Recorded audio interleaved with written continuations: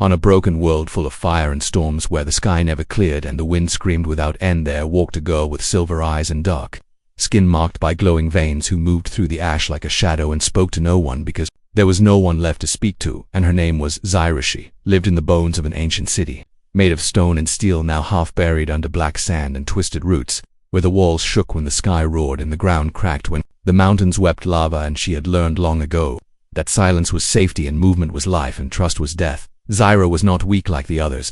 She remembered that much from the old days when she had seen ships fall from the sky and burn before touching the ground, and when she had watched her family fight beasts 3 times their size with only sharp bones in their hands and still win. She was the last, or so she believed, because no voice had ever called to her from the stars, and no ship had ever come down with peace in its heart, only fire and metal and soldiers with cold eyes, who saw her people not as survivors but as monsters and threats and enemies to be erased. They had tried to erase her too, but they failed because Zyra was born on a Deathworld, a place so dangerous no soft species could survive for more than minutes, and even machines broke under its pressure and poison and heat. She grew up climbing cliffs with boiling rain on her back and dodging beasts that hunted in packs of 6 with minds sharp as knives and claws harder than steel, and she had learned to breathe thin air and run across lands where gravity crushed bones and light burned skin. The galaxy feared planets like hers and gave them a name whispered in fear and hate and awe. Deathworlds and those born on them were seen as cursed and dangerous and too powerful to be allowed to live on.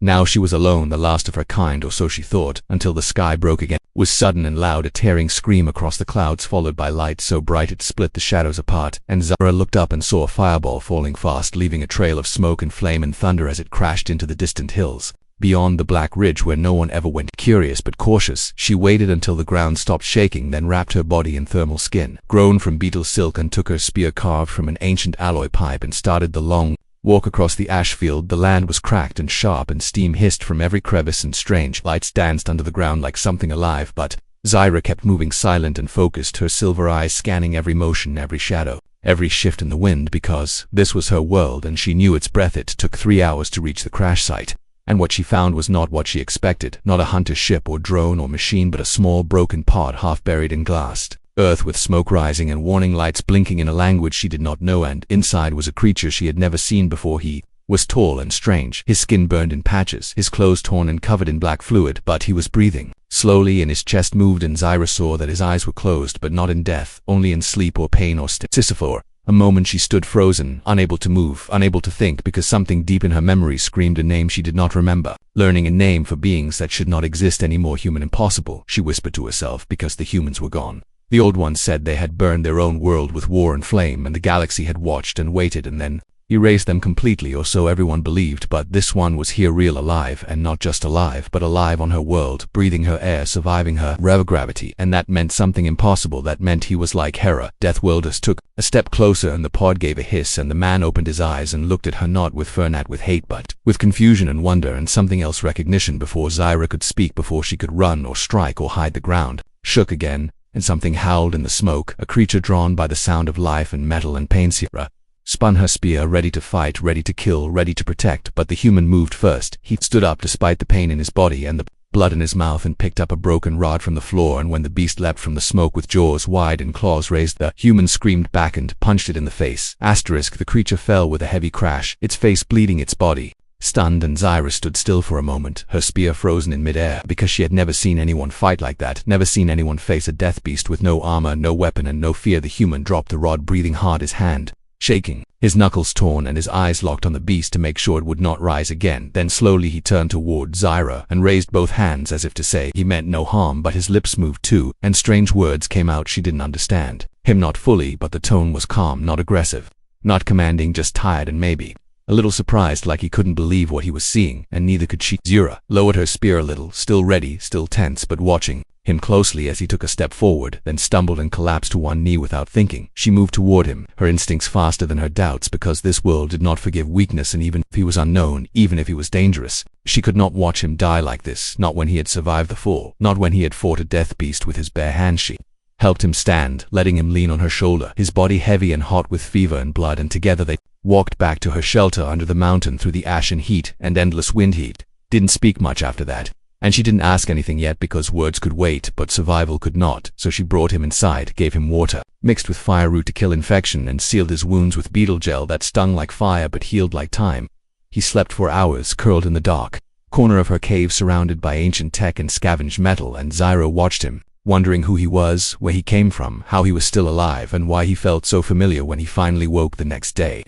His voice was clearer and his eyes brighter, and he pointed at himself and said one word, slowly. With me, Nalushi nodded, then pointed at herself and said Zyra. They repeated the names slowly back and forth like a ritual, like the first building stone of something larger, and when they sat together sharing dried sky fruit and hot rock meat, Zyra started to speak in broken words and signs, mixing her tongue with his until they began to understand one another little by little, piece by piece. He told her he came from deep sleep, from a place between stars, where time moved differently, a cryopod buried in the ruins of the space, an escape from something terrible, something ancient. Earth, he said, once proud, once beautiful, now gone. Zyra listened, eyes wide, heart beating fast, because she knew that name from forbidden stories, from whispers in old records, from ruins that burned when spoken of, the world of humans, the world that vanished in war and but Eli was here, which meant something was wrong, something was hidden, something was broken in the story. The galaxy told, and Zyra felt a strange pull in her chest, a connection that reached beyond species, beyond time. He showed her scars, not just from the crash, but from before, scars that spoke of battles and survival, of things done and things endured, and Zyra felt respect grow like fire slowly catching dry grass. They trained together over the next days, fighting side by side, testing each other, learning rhythms and movements. He taught her how to throw with power, how to dodge with instinct, and she taught him how to sense danger in the wind, how to feel the ground's breath, how to fight with silence and rage. Each night, the sky screamed with lightning and beasts howled in the distance, but inside their cave there was peace, not comfort, not safety, but something close, something new. Then one evening, while they checked the wreckage of Eli's pod, hoping for tools or data at the air filled with static, and the broken panel on the side blinked to life, displaying a signal repeating again and again in pulsing red. Zyra moved closer and read the symbols, her eyes narrowing as the message sank, in a language of the wider galaxy, a language of war bounty. Active subject, 0. Deathworld Erstus, alive, capture or terminate, reward unlimited. She stepped back, heart racing, breath caught in her throat, and turned to Eli, whose face had gone pale, whose hands clenched into fists. Then the message shifted and another line appeared, and this one made the blood in her veins turn cold and hot all at once. Additional target identified, subject human. Eli known status, engage on site. Zyra looked at him and he looked at her, and for the first time since they met, they both knew what they were now. Not just survivors, not just lost souls on a broken world. They were targets, they were hunted, they were the last of something the galaxy feared, and that meant they were not alone anymore. That meant they had to fight together. The signal kept flashing red and cold, its sound low and pulsing, like a heartbeat from a dying machine, and Zyra watched the screen as the message repeated again and again, each word cutting deeper than the last, because this was not just a bounty. This was a declaration. They were being hunted. Eli stood beside her, jaw tight, eyes burning with quiet fire, reading the alien script slower than her, but with full understanding. As the weight of those words settled on both of them like smoke that chokes without warning, Deathworld is to be captured or killed, no trial, no reason, no second chances. Zyra turned away from the pod screen and stared out at the black sky beyond the cave's entrance, where red lightning crawled across the clouds like veins glowing with rage, and she wondered how many eyes were watching them right now, from orbit, from above, from the shadows of the star. She had known the galaxy feared her kind, had seen it in the way soldiers fired first and asked nothing later. But now it was different. Now it was official and organized and broadcasted to anyone listening, and that meant someone with power had ordered. Eli touched the broken transmitter panel, trying to trace the signal back to its source, but the tech was old, burned, damaged by the crash, and layered with strange encryption that moved like it was alive, shifting symbols faster than Zyra could read. But Eli did not stop. His fingers danced across the screen with a kind of fury and focus she had never seen before, and after minutes of silence broken only by wind and crackling static, he looked up and said two words slowly and clearly, not random. Zyra tilted her head, confused, and he continued, his voice low as if the walls might hear him. This signal is part of something bigger. It's not just a message, it's a command, and someone is still sending it from orbit, or maybe from a nearby relay station. Her breath caught, because if there was a station nearby, it meant a ship had been here recently. Maybe still here, maybe cloaked and waiting and watching, and her skin prickled at the thought. Zyra reached for her blade and nodded toward the exit. We moved now. The two of them climbed the ridge above the old city, the wind strong enough to peel skin. But they moved fast, dodging falling rocks and crawling over sharp ledges until they reached the signal's direction, and what they found was worse than either expected. A dead drone, still warm in the dust, its body made of obsidian metal etched with symbols from a forgotten empire, its eye shattered, and core leaking glowing blue fluid. Zyra crouched beside it, touching its cracked hull, and felt the heat still pulsing from its power cell, and she knew it had been watching them just hours ago, maybe less, and that meant they were out of timeline. Picked up a shard of the drone's memory crystal, still intact, still flickering with digital echoes, and slid it into his wrist console, an old human device fused with scavenged tech from a dozen planets, and the screen blinked once, then filled with lines of code and distorted images. Ira leaned close and her eyes widened as she saw footage of herself walking through the ash hunting boiling water, carrying stone logs with ease, and Eli sleeping inside the cave unaware and exposed. They were being watched for days, analyzed, measured, and then another file appeared locked behind layers of security marked with a name neither of them expected. Project Purge. Felt the name like a blade slicing through old memories, forgotten moments, buried under fear and time, and she whispered the word slowly as if speaking it would bring it to life. She had heard it once long ago when her parents spoke in hushed tones in a secret cave before they disappeared forever, and she had asked what it meant, but no one ever answered, and now it was here, staring back at her in cold white text. He tried opening the file, but it triggered a failsafe and the console burned his palm and shut down, leaving them with nothing but questions and danger. They returned to the cave as the sky darkened with electric clouds and Zara paced like a trapped beast, her mind spinning as pieces started to fall together. The galaxy had not forgotten her kind. It had studied them, hunted them, feared what they weren't. Now it feared Eli too. Zara sat near the fire pit where old bones crackled beneath new flame and looked at him across the shadows and asked the question that had haunted her since the first moment he punched the death beast. That are you really? Eli looked at his hand, the one that struck that monster, and flexed the fingers slowly as if he wasn't sure what they were anymore, and he said something that chilled her more than the wind outside. Maybe I'm not just human anymore, and maybe that's why they're coming for me too. Before Zara could speak, before she could even think, the cave's entrance lit up with a soft green glow and a new sound filled the air, high and sharp and metallic. Drawn closer. This time they grabbed their gear and vanished into the rocks, leaving the fire to die alone because the hunt had begun and they were no longer prey, they were a threat. The green glow faded as they ran through the mountain cracks, faster than the wind, faster than memory, their feet barely touching the stone, their breath sharp but silent because they both knew now the time for hiding was over. Zara led the way through narrow paths carved by lava and time, her eyes glowing faintly in the dark, her body moving like it was made for this world. And maybe it was, and maybe that was why she had survived, and maybe that was why Eli had to, because something in him had changed. They reached an old shelter built into the cliff, long abandoned and sealed with stone. Zara smashed it open with a bone hammer, and inside were supplies she had hidden years ago, before she gave up hope. Weapons, tools, scraps of alien tech, too broken to fix then, but now maybe not. Lee looked through the crates, touching each piece like puzzle parts, his mind racing faster than his hands, and Zara watched him build shapes in the dirt, drawing systems and weapons and traps, using parts she had thrown away long ago because she didn't know what they were. But he did. This can work, he said, his voice low. This world is a weapon and you know how to use it, and I know how to fight like them, so let's make them bleed. Zara didn't smile, but her grip tightened around the spear and she nodded once slowly, because she had waited too long to run again, and now she would make the hunters fear the hunted.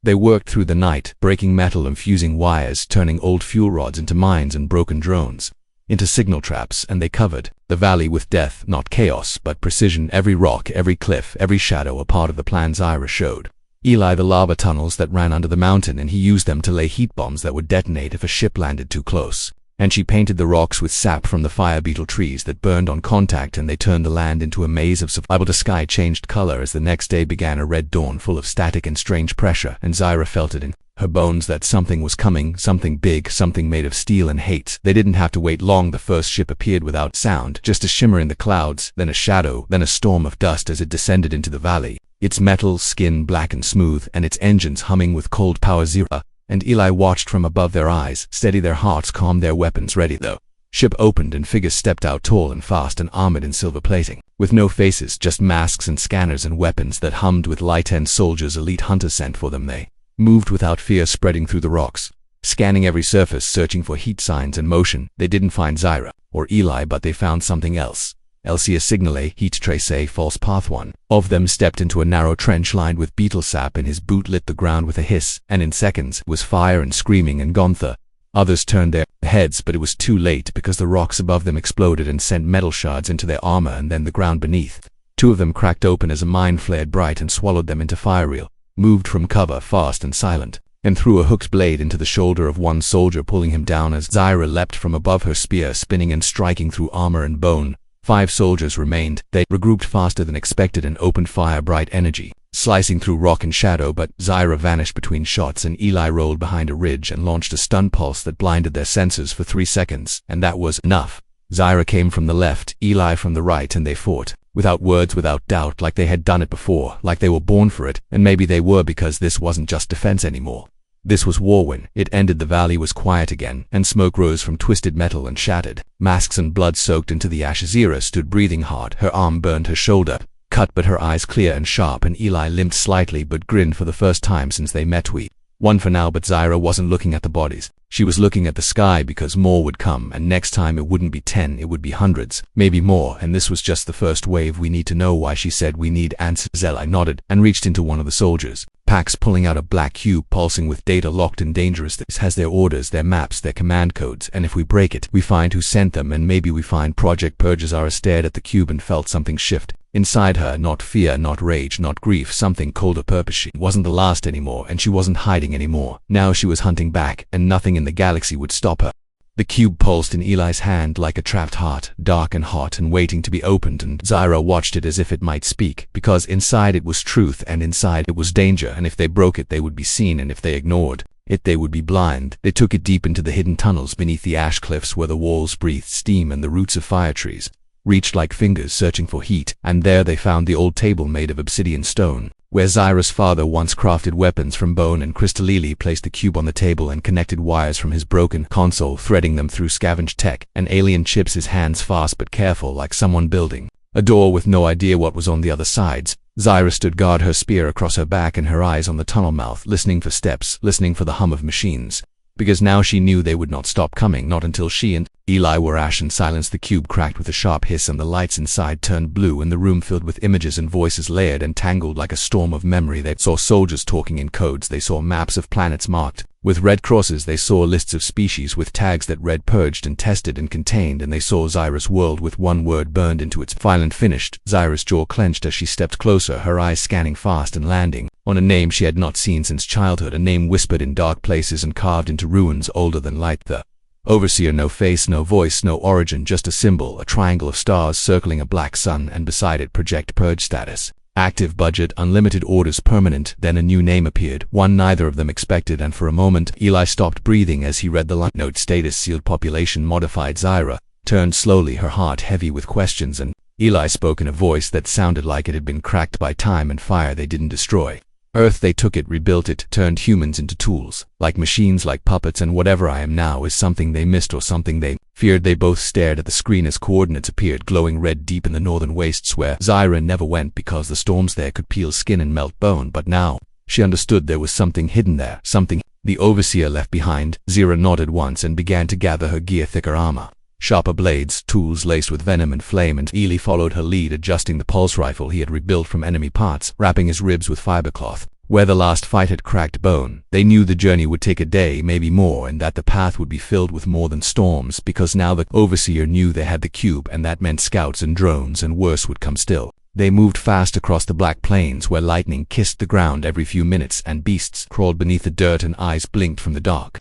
They passed ruins that spoke of fire and hunger and saw bones of giants long dead still, reaching toward the sky. When night came, they hid beneath an old skyship wreck, its hull cracked, its bones rusted, and there Eli asked a question that had waited too long to be spoken. Why do you fight? Zyra didn't answer at first. She stared into the fire that wasn't really fire but chemical flame, cold and bright, and finally she said, because I remember their faces, and I remember the day they stopped remembering mine. Shit turned away, and the silence spoke louder than anything, and Eli did not ask again. At dawn they reached the edge of the northern wastes, and the wind screamed louder and the ground shook with distant quakes, and above them the clouds twisted like smoke in water. There they saw it, half buried in ice and ash, a structure built not by Zyra's people and not by any known race, something older, something wrong. Its walls made of metal that shimmered like glass, and inside it a signal, still alive, still calling, still waiting. They approached slowly, weapons drawn, nerves burning, and just as they reached the entrance the air changed and the signal vanished and the door opened on its own inside. The walls pulsed with light and cables moved like veins, and a voice filled the air, calm, cold, synthetic. Welcome, death. Our late. Zyra stepped forward, her blade ready, her voice steady. We are here now. And behind her Eli raised his rifle and the door closed like a mouth. Whatever waited inside, they would face it together, because this was no longer just survival, this was war, and they were not afraid. The door closed behind them without sound, like a breath being held, like the world itself was waiting, and inside the strange structure the air was thick, not with heat or cold, but with something older, something made of silence and memory. Zyra stepped forward, her spear low, her eyes sharp, scanning every light, every movement, while Eli stayed close behind his rifle, steady, his breath slow but tense, because this place was not just a ruin, it was alive and watching. The walls pulsed with soft blue light like veins under skin, and cables moved across the ceiling like slow metal snakes in every step they took echoed not just in their ears but in their bones, as if the building itself was remembering them. Then the voice returned, not loud, not cruel, just calm and impossible. Welcome Zyra, Unit Alpha Code L98, welcome. Eli Subject Class Human Prime Line 3. They froze, Zyra gripping her weapon tighter. Eli frowning as the voice continued, as if reading from some ancient file. Deathworld is logged, genetic index confirmed, project purge match complete. Zyra turned slowly and stared at the nearest wall where a smooth black panel lit up, showing images of her face, younger, covered in ash, standing beside others who looked like her, strong, fierce eyes glowing and alive. My family. Her voice was barely more than a whisper as the panel shifted to show her parents, her tribe, their village, all marked as purged and confirmed. Lai stepped closer, eyes scanning fast as more data scrolled across the wall, faster than he could fully catch, but clear enough to understand. Deathworld's not born but built project began 82 cycles ago. Goal: to create sentient lifeforms capable of surviving extinction-level environments. Outcome: partial success. Zyra shook her head, stepping back, her thoughts crashing into each other like storms inside her chest, because she had memories of birth, of childhood, of stories and games and laughter. But now they felt thin, like shadows painted on a wall. No, she growled the word low and hard, but the voice did not stop. False memories implanted at growth stage 5. Cultural stability required for field 6. Siley looked at her then, not with fear, not with pity, but with something heavy, something real, because now he saw what this place truly was. Not a hiding place, not a lab, not even a trap. It was a cradle. This is where they made. Youth voice changed, then colder, sharper, and another figure appeared on the screen. Not a soldier, not a machine, but a woman, tall in black armor with silver eyes like Zyra's and a mark across her jaw, a scar shaped like a crescent moon. Zyra stepped closer, her hands shaking, her lips parting as a name came from her mouth. Unbidden. Mother. The recording played without pause, showing the woman standing before a line of young Deathworlders, her voice commanding. Only the stronger survive, and only the survivors are worthy. Zyra stumbled back as the image vanished, replaced by coordinates and warning symbols, and then the voice returned. Final protocol, active protocol, Genesis subtype Alpha must be neutralized, target acquired. Suddenly, the lights flickered red, and the air filled with a sharp hum, and Zyra grabbed Eli, pulling him behind a pillar just as the wall exploded. And 3 drones dropped from the ceiling, their weapons already firing. Lee rolled left, shooting to bursts that melted the eyes of the first drone, while Zyra moved like lightning, her spear slicing through cables and metal with practiced rage. Last drone fired and grazed her arm, but she didn't stop. She drove the blade through its core and let it fall, sparking into the floor. Breathing hard, they stood back to back, surrounded by smoke and broken steel, and for a moment there was nothing but the sound of blood and breath. Zyra turned to Eli and spoke through clenched teeth. They made me, and then they tried to erase me. Eli placed a hand on her shoulder, not soft, not weak, but steady and real. They failed both times. Zyra looked around the room again, now seeing it for what it was, a womb, a grave, a place built to create life and end it, and she felt something crack inside. Not pain, not loss, but purpose, clearer than ever. Before, she was not a mistake, she was not a shadow, she was not a secret, she was a weapon that turned away from the hand that built her hand. Now she would be the one to end the seed. He pulled another file from the console and saw one last detail: coordinates leading to a place beyond the star ridge marked Earth Core. The sector, and a final directive stamped with a red seal: Human Prime must not reach Earth's. Ura nodded once, sharp and certain. Then, that's where we're going. They left the broken place behind, walking into the storm again with fire in their hearts and data in their hands, and a destination the galaxy never wanted them to see, because the truth was no longer hidden. The truth was walking, and it was angry. The stars looked different now, sharper, closer, brighter, as if the sky itself had noticed them and was watching as Zyra and Eli crossed the black ridge, heading toward the hidden launch site where forgotten ships slept beneath stone and ash, untouched by time and untouched by fear. Zyra walked ahead, her steps sure, her wounds wrapped tight, her mind locked on one purpose: not revenge, not escape, but return. A return to the place. They said no one could reach the place. They said no one should reach. Followed close, silent but burning inside. The files from the broken lab burned into his wrist. Console showing blueprints of Earth, no longer green, no longer free, a planet wrapped in metal, cities that floated in the sky controlled by machines, and people who no longer remembered being human. The Overseer had taken everything from both of them, not just family, not just memory, but truth, and now they would take it back. That reached the old hangar carved into the mountain, and Zyra placed her hand on the stone and whispered words from her childhood, words she thought were stories, but now knew were codes, ancient commands buried in her blood. The door opened with a groan of stone and air, and inside stood a ship unlike anything Eli had ever seen, long and sharp, shaped like a blade and carved with symbols that shimmered in the light of her veins. It knows you, he said quietly, and Zyra nodded, because the ship was not made for war or peace, it was made for her, and it had waited. They entered, and the systems came alive, not with beeps or sparks, but with breath. The floor warmed, the walls pulsed, and the engines hummed low like a growl waiting to be set free. Raya sat at the core helm, placing her hand on the command stone, and the ship lifted without tremble rising from the ash and into the storm-breaking clouds that had never been broken before. They rose above the death world that raised them and entered the dark between stars, silent, fast, invisible, and unstoppable. The journey to Earth was not long because the ship was not built for distance. It was built for purpose, and it moved through space like a scream through silence, leaving behind trails of old fire and new fate. When Earth appeared before them, they saw what the files could not describe: towers of silver piercing clouds, networks of satellites spinning like chains, machines flying in perfect rhythm. No sky, no sea, only controls. Ira felt her chest tighten, not with fear but with memory, echoes of stories from old tongues, about oceans and forests and wind that smelled like salt and light that warmed the skinny Lee looked down and said one word barely above a whisper: home. But this was not home anymore, not for him, not for anyone. The ship cloaked itself as they entered, orbit sliding between defense grids and scanning beams like a shadow, learning every pattern, every weak point. And then it spoke for the first time, not in sound but in pulse.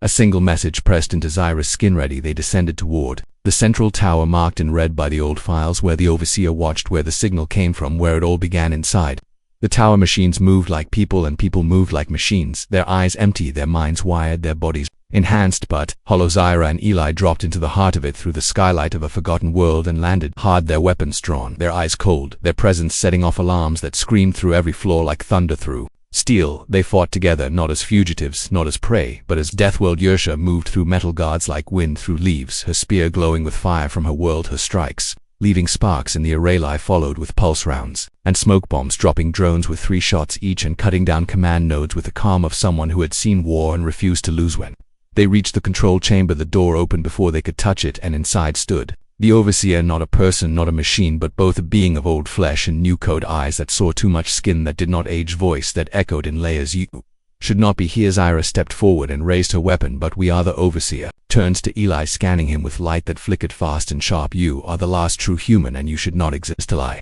raised his rifle, but Zyra placed a hand on his arm and stepped closer, her voice steady like stone beneath fire. You built me to survive, and I did, and now I will show you what survival means. With one final step, she drove her hand into the command stone behind the overseer, flooding the tower's core with her code, her fire, her will, and the entire system shook as lights dimmed, as chains broke, as voices across the city woke for the first time in generations. Humans lifted their heads, confused, afraid, alive again. Machines shut down one by one, collapsing like puppets with strings cut in. The overseer fell silent, not dead, not destroyed, just ended. When it was over, Zyra stood tall, her breath calm, her eyes clear. Eli looked at her and for the first time smiled, not because they won but because they were free together. They walked out into the broken light of Earth, not to rule, not to run, but to remind the stars of what Deathworlders truly were: not monsters, not weapons, not mistakes, but the future.